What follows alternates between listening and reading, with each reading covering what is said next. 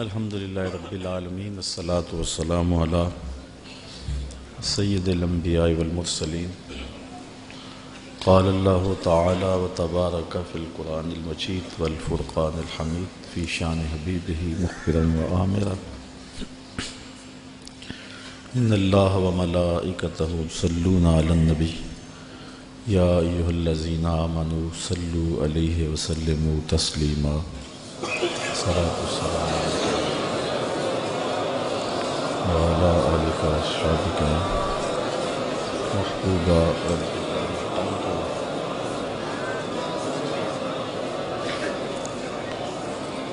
حمد و ثنا کے بعد عالی مرتبت علماء کرام، مبلغین، سامعین، سامعات، السلام علیکم ورحمۃ اللہ وبرکاتہ۔ آج 10 محرم الحرام ہے اور یہ دن حضرت امام حسین رضی اللہ تعالی عنہ کی یادیں لے کر طلوع ہوتا ہے۔ ویسے تو ہر دن امام حسین کا دن ہے، لیکن 10 محرم الحرام کو ایک خاص نسبت ہم سے صدیاں قبل دوپہر کے وقت عظیمت کی جو داستاں انہوں نے رقم کی تھی، آج اہل ایمان کائنات کے گوشے گوشے میں ان کو خراج پیش کر رہے ہیں۔ اتنے آنسو کسی کے لیے نہیں بہے جتنے امام حسین کے لیے بہے، اور اتنی آہیں اور سسکیاں کسی کی محبت میں نہیں ہوئی جتنی حضرت امام حسین رضی اللہ تعالی عنہ کے لیے ہوئی۔ صدیاں اداس ہیں حضرت امام حسین کے لیے۔ نواسہ رسول نے عظیمت کی جو داستان رقم کی اور جس طرح انہوں نے دین کے گرتے ہوئے پرچم کو اٹھا لیا اور اپنا گھر لٹا کے دین کو لٹنے سے بچا لیا، آج ہمارا ایک ایک عضو بدن ان کو خراج عقیدت پیش کرتا ہے۔ ہمارا دل، ہمارا قلب، ہماری آنکھیں ان کے حضور محبتوں کا خراج پیش کرتے ہیں۔ علماء سے آپ نے اس عنوان سے بہت ساری باتیں سنی اور محبتوں کے نغمے بھی چھڑے رہے، کربلا کی یاد بھی تازہ ہوتی رہی اور زخموں سے خون بھی بہتا رہا اور آنکھیں آنسوں کے خراج بھی دیتی رہیں۔ یہ ان کے ساتھ محبت کا ایک ثبوت ہے۔ حضرت امام حسین رضی اللہ تعالی عنہ کی سیرت، آپ کا انداز معاشرت، آپ کی زندگی اور آپ کی عظیم قربانی ہم سے اس چیز کو طلب کرتے ہیں کہ ہم ان کے اسوہ کو اپنائیں۔ چونکہ وقت بہت تھوڑا ہے، میں 2-4 باتیں جو حضرت امام حسین کی زندگی سے ہم روشنی لے کر کے اپنی زندگیوں میں ڈال سکتے ہیں۔ رضائے الہی کا حصول یہ امام کا مطمع نظر تھا، اور اس کے لیے ان کی زندگی کی ایک ایک ساتھ گزرتی ہے۔ اللہ کی رضا کے لیے، اس کی قربت کے لیے اپنی جان قربان کر دینا اور اپنا سب کچھ لٹا دینا، یہ بندگی کی معراج ہے۔ شہادت کو شہادت اس لیے کہتے ہیں کہ شہید اپنے خون سے سچائی کی گواہی دیتا ہے، اللہ کی توحید کی، اس کے دین کی گواہی دیتا ہے، اور یہ بہت اونچا منصب ہے۔ حضرت امام حسین رضی اللہ تعالی عنہ کو پہلے سے یہ معلوم تھا کہ وہ شہید کر دیے جائیں گے۔ آپ کے پورے خاندان کو اس بات کا علم تھا، حضور کی زبان سے یہ بات خاندان میں پہنچی تھی، لیکن کسی ایک نے بھی آ کے حضور سے نہیں کہا کہ حضور دعا کر دیں یہ مصیبت ٹل جائے اور کربلا میں جو مشکلات آنے والی ہیں جن کی خبر دی جا رہی ہے وہ مشکلات ان پر نہ آئیں۔ آپ تاریخ پڑھ لیں، یہ نہ حضرت سیدہ فاطمہ نے کہا ہے، نہ مولا کائنات نے آ کے عرض کی ہے، نہ خود امام حسین رضی اللہ تعالی عنہ نے حضور کی بارگاہ میں کہا ہے، نہ حضور نے کہا ہے کہ مالک حسین سے شہادت ٹال دے، بلکہ حضور کے ہاتھ اٹھتے ہیں تو دعا یہ نکلتی ہے، اللہم آت الحسین صبرا و اجرا، اے اللہ میرے بیٹے حسین کو صبر بھی بخش دے، اجر بھی بخش دے۔ تو حضور نے کیوں کہنا تھا کہ میرے بیٹے کو شہادت نہ ملے؟ وہ تو اس امتحان کے لیے تیار کر رہے تھے۔ استاد جب شاگرد کو پڑھاتا ہے، محنت کراتا ہے، تو وہ یہ کبھی نہیں چاہتا کہ میں نے جو اس کو محنت کروائی ہے اس کے امتحان نہ ہو۔ وہ کہتا ہے یہ امتحان گاہ میں جائے، زمانے کو پتہ چلے کسی استاد نے پڑھایا تھا۔ تو حضور حضرت امام حسین کے لیے دعا مانگ رہے ہیں کہ مالک اسے صبر بھی دے، اجر بھی دے۔ جب کربلا میں حسین پیاس کاٹے تو پھر بھی ان کی زبان پر شکایت کا لفظ نہ آئے تو لوگ کہیں واقعی پیغمبر کی زبان چوسی تھی۔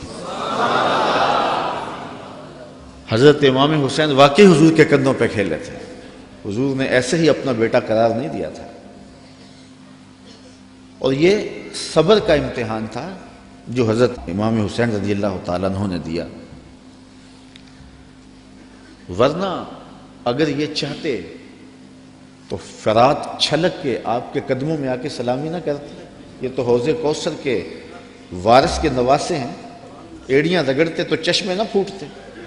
یہ تو رب کی تقدیر کو مانے بیٹھے تھے، یہ تو اس امتحان میں کامیابی کے لیے دعا گو تھے کہ مالک ہمیں استقامت نصیب کرو۔ امام زہری کہتے ہیں کہ جب مروان کے زمانے میں حضرت امام زین العابدین کو دوبارہ گرفتار کیا گیا اور بیڑیاں پہنائی گئیں، سب سے زیادہ دکھ حضرت امام زین العابدین نے دیکھے، کھلی آنکھوں سے یہ منظر کربلا کا سارا انہوں نے دیکھا ہے۔ کہتے ہیں واقعہ کربلا کے بعد امام زین العابدین کبھی بھی ہنسے نہیں تھے اور کبھی ٹھنڈا پانی بھی نہیں پیا تھا۔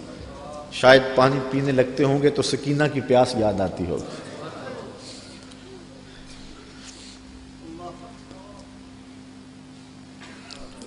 لیکن آپ کے ہاتھوں میں ہاتھ کڑیاں ڈال لی گئی اور قید میں ڈال دیا گیا۔ امام زہری کہتے ہیں کہ میں نے جو ہی امام کو دیکھا تو امام زہری رو پڑے۔ امام زین العابدین نے کہا زہری رو کیوں رہے ہو؟ میں نے کہا حضرت آپ کے ان ہاتھوں میں ہاتھ کڑیاں ہیں، پیغمبر زادے ہو، دنیا کو دین دیا ہے، اور آج آپ کے ہاتھ میں ہاتھ کڑیاں ہیں۔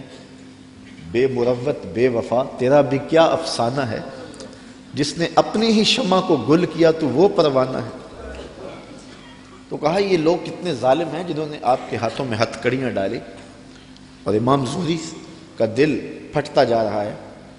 امام زین العابدین فرمانے لگے زہری پریشان ہونے کی ضرورت نہیں، ہم تو اس کی تقدیر کے اوپر راضی ہیں، ورنہ یہ زنجیریں کیا ہیں، آپ نے جھٹکا دیا زنجیریں ٹوٹ گئیں۔ کہا یہ ہمارے لیے نہیں ہے۔ تو یہ کربلا کی مشکلیں ٹل جاتی ہیں اگر حضرت امام چاہتے، لیکن انہوں نے تو مشکل کو سہ کے اور قربانیاں دے کے عظیمت کی داستان رقم کرنی تھی، اور وہ زمانے نے دیکھا۔ تو حضرت امام حسین رضی اللہ تعالی عنہ کی سیرت سے یہ چیز سیکھی جا سکتی ہے کہ ہم اپنے آپ کو قربانی کے لیے تیار کریں اور اپنے فکر کی، اپنی سوچ کی پرورش اس طرح کریں کہ کبھی مشکل وقت میں کھڑا ہونے کا مرحلہ آ پہنچے تو پھر ہمارے قدم ڈگمگائے نہ، پھر ہمارے پاؤں میں لرزش نہ آ جائے، ہمارے زوردار نعرے اور ہمارے پرجوش خطاب، ہماری خطابت کے تن تنے اور ہمارے فلسفے وہاں دم نہ توڑ جائیں جہاں کھڑے ہونے کا وقت تھا۔ یہ ناداں سجدے میں گر گئے جب وقت قیام آیا۔ تو ہم نے اپنی پرورش حضرت امام حسین رضی اللہ تعالی عنہ کی اس فکر کی روشنی میں کرنی ہے، تاکہ اگر کوئی ایسا وقت آن پہنچے تو پھر ہمارے قدم اکھڑنے نہ پائیں۔ حضرت امام حسین رضی اللہ تعالی عنہ نے یزید کی بیعت سے انکار کیا، اور اس میں ہمارے لیے سیکھنے کی یہ بات ہے کہ ہم کبھی بھی کسی ظالم کے ہاتھ پہ بیعت نہ کریں۔ یہ جو مصلی کی امامت ہے، میں اپنے اس جملوں پہ آپ کی توجہ چاہوں گا۔ یہ جو مصلی کی امامت ہے، یہ امامت صغرا ہے، چھوٹی امامت ہے، اور یہ تخت و تاج کی امامت جو ہے یہ امامت کبریٰ ہے، بڑی امامت ہے۔ ہم چھوٹی امامت کے بارے میں تو اتنے حساس ہیں کہ اگر کسی کے پاؤں کی انگلیاں بھی اٹھ جائیں تو ہم اس کے پیچھے کہتے نماز نہیں ہوگی۔ اگر کسی شخص کی داڑھی کا سائز چھوٹا ہو تو ہم اس پہ احتیاط کرتے ہیں کہ اس کے پیچھے نماز واجب الاعادہ ہے۔ تو یہاں تو داڑھی کا سائز اور انگلیوں کا لگنا اور اٹھنا بھی دیکھتے ہیں کہ نماز ہے۔ تو امامت صغرا میں ہماری یہ احتیاط ہے، اور جہاں امامت کبریٰ کا معاملہ آئے وہاں آنکھیں بند کر کے بیٹھ جائیں۔ تو ہمیں سوچنا ہوگا، حضرت امام حسین رضی اللہ تعالی عنہ نے فرمایا تھا وَمِثْلُنَا لَا يُبَايِعُ، یہ نہیں کہا تھا کہ میں یزید کی بیعت نہیں کرتا، کہا میرے جیسا شخص یزید کی بیعت کر کیسے سکتا ہے۔ یزید فاسق مولن تھا، یزید شراب پیتا تھا، مسلمانوں کا قاتل تھا، فاجر تھا، اور امام حسین رضی اللہ تعالی عنہ کی پرورش آغوش نبوت میں ہوئی تھی۔ تو یزید کے ناپاک ہاتھ میں امام کا ہاتھ کیسے آ سکتا تھا؟ اور ابھی حضرت کہہ رہے تھے کہ لوگ سر بچانے کے لیے ہاتھ دے دیتے ہیں، اور امام نے ہاتھ بچانے کے لیے سر دے دیا۔ اور تاریخ کربلا کی پڑھیں، آپ کو نیزوں کے اوپر سر نظر آئیں گے، آپ کو گھوڑوں کی ٹاپوں پہ روندے جانے والے لاشوں کا تذکرہ ملے گا، لیکن امام کے ہاتھوں کا ذکر آپ کو کہیں نہیں ملے گا۔ امام کا سر نیزے کی نوک پہ تھا، لاشیں گھوڑوں نے روند دیے، امام کے ہاتھ کدھر گئے؟ شاید قدرت نے اٹھا لیے ہوں کہ کوئی یزیدی امام کا کٹا ہوا ہاتھ نہ اٹھا لے، اور پھر یزید اس ہاتھ کو اپنے ہاتھ میں ڈال کر کے کہے چلو اس طرح ہی صحیح، امام کا ہاتھ تو میرے ہاتھ میں آ گیا۔ امام کی عظمت کا پہرا رب نے دیا، اور ان کی آبرو کا پہرا رب نے دیا۔ امام حسین کا کٹا ہوا ہاتھ بھی یزید کے ہاتھ میں نہیں آیا۔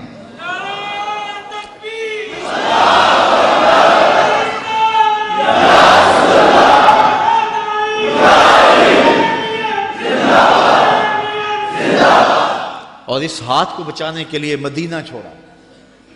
مدینہ چھوڑنا کوئی آسان تو نہیں نا، 8 دن کے لیے حاجی جاتا ہے نا، مدینے میں رہتا ہے، اور جب چھوڑتا ہے تو قیامت ٹوٹ رہی ہوتی ہے۔ کسی نے پوچھا تھا عمرے اور حج کا ماجرا، تو میں نے کہا تھا کعبۃ اللہ پہ پہلی نظر مشکل ہے اور روضہ رسول پہ آخری نظر مشکل ہے۔ تو 8 دن رہنے کے بعد وہاں سے پلٹنا قیامت ہوتا ہے۔ اور جس نے زندگی مدینے میں گزاری ہے، جو پیدا مدینے میں ہوا، جس کے گھر کا دروازہ مسجد نبوی کے اندر کھلتا ہو، جس کا مسکن اور مولد مدینہ ہو۔ اعظم چشتی مرحوم جب مدینہ رسول میں آخری حاضری پر گئے تو بیمار تھے، ویل چیئر پہ تھے، تو انہوں نے الوداع ہوتے ہوئے خادم سے کہا کہ میرا رخ حضور کے روضے کی جانب رہنے دو اور کچھ پیچھے سے کھینچو۔ اور جب وہ نظارے نگاہوں سے اوجھل ہونے لگے تو اعظم چشتی مرحوم نے کہا کہ جاں بدن سے نکلتی ہے اعظم، جاں بدن سے نکلتی ہے اعظم، کوئی آسان ہے مدینے سے جدا ہونا۔ تو اپنی فکر کی آبیاری کے لیے اور یزید سے اپنے ہاتھ کو بچانے کے لیے آپ نے وہ شہر مدینہ بھی چھوڑا، شہر خوبہ بھی چھوڑا، پھر مکہ المکرمہ بھی چھوڑا۔ 8 ذی الحج کو مکہ المکرمہ چھوڑا، تاریخ پڑھیں آپ، اور منا میں 8 ذی الحج کو لوگ جمع ہو رہے ہیں، اے تماشا گاہ عالم روئے تو کجا بہرے تماشا می روی۔ اب یہاں مجھے اقبال یاد آئے، مدعاش سلطنت بوتے اگر خود نہ کر دے وا چنی ساما سفر۔ اقبال کہتے ہیں کہ اگر حضرت امام حسین رضی اللہ تعالیٰ عنہ کا مدعا سلطنت کا حصول ہوتا تو اتنے تھوڑے لوگوں کے ساتھ آپ کبھی بھی سفر نہ کریں۔ ٹوٹل 145 افراد ہیں، بچوں اور خواتین کے سمیت۔ اور سارا مدینہ آپ کا مرید ہے۔ اللہ اکبر۔ مکے میں پوری دنیا سے حاجی آ رہے ہیں، لیکن آپ مکے کو چھوڑ کے جا رہے ہیں۔ طرمہ بن عدی بن حاتم راستے میں ملتا ہے تو 30,000 کا لشکر آپ کی پشت پہ کھڑا ہونے کا عندیہ دیتا ہے۔ آپ فرماتے ہیں مجھے یہ بھی قبول نہیں ہے۔ یزید کا مکروہ چہرہ بے نقاب کرنے جا رہے تھے اور اس شہادت کو چومنے جا رہے تھے جس کی بشارت رسول اللہ نے دی ہوئی تھی، اور پھر بڑھتے گئے اور اٹھنے والے قدم حضرت امام کے پیچھے نہیں ہٹے، اور قیامت تک لوگوں کو درس اور سبق دے گئے کہ حق کے لیے جان کا نذرانہ پیش کرنا پڑے تو یہ سودا سستا ہے۔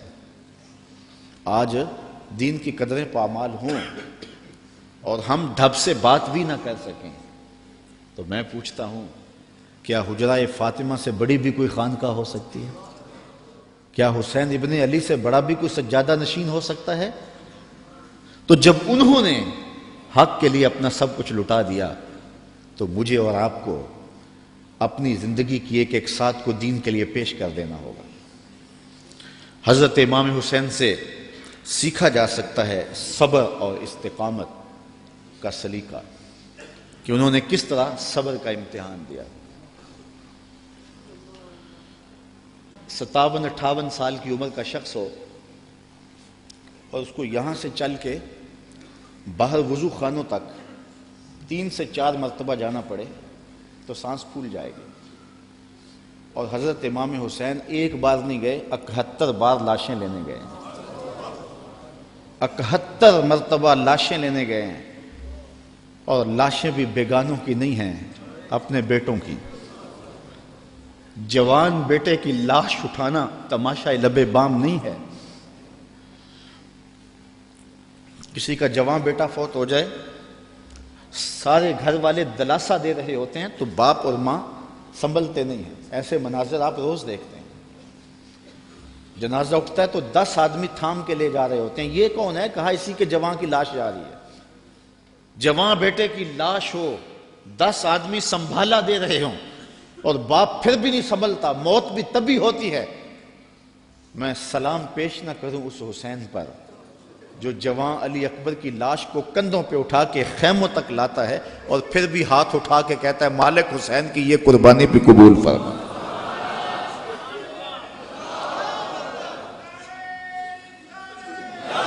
اتنے دکھ تو کو ہمالیہ پہ آتے تو اس کا پتا بھی پانی ہو جاتا، وہ بھی برداشت نہ کر پاتا۔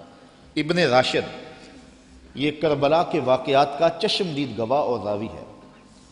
وہ لکھتا ہے کہ میں خود کھڑا تھا اور میں نے حضرت امام عالی مقام رضی اللہ تعالیٰ عنہ کو دیکھا کہ انہوں نے اپنے سینے سے ایک جوان کی لاش کو لپٹایا ہوا ہے اور مقتل سے خیموں کی جانب آ رہے ہیں، اور وہ جوان اتنا قد آور ہے کہ اس کے باوجود اس کے پاؤں زمین پہ گھسیٹ رہے ہیں، اور مقتل سے لے کر کے خیموں تک ریت پر ایک لکیر بن رہی ہے۔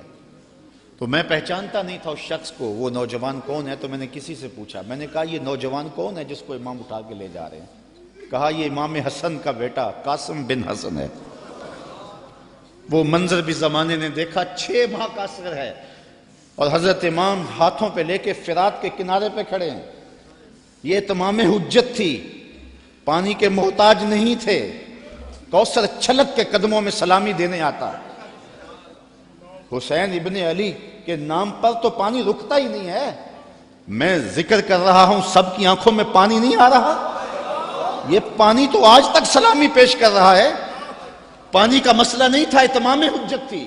کہا تمہاری لڑائی میرے ساتھ ہے، اس 6 ماہ کے بچے نے تمہارا کیا بگاڑا؟ تو پھر کیا ہوتا ہے؟ پانی نہیں ملتا، 2 شاخہ تیر ملتا ہے۔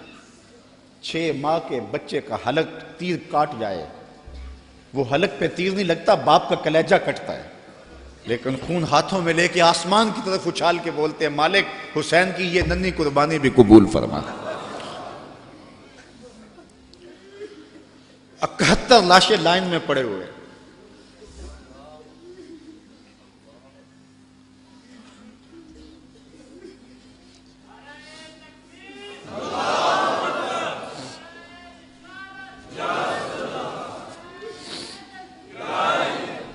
یزید